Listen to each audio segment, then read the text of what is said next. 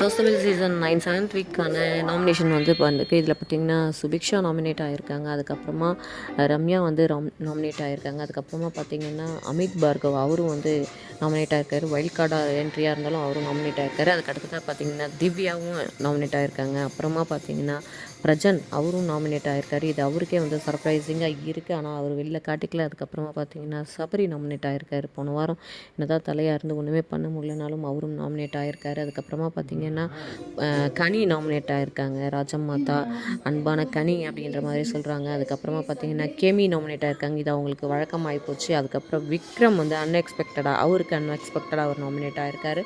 அதுக்கப்புறமா பார்த்திங்கன்னா அரோரா, இதில் ஆச்சரியமே இல்லை, எல்லா வீக்கும் நாமினேட் ஆகுறாங்க அவங்க.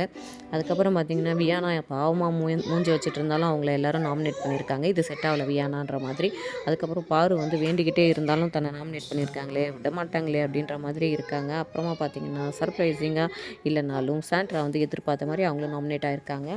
வீக் நாமினேட் ஆகாத 3 பேர் பார்த்திங்கன்னா கானா, வினோத், கம்ருதீன் அண்டு தலையாக இருக்கிற எஃப்ஜே.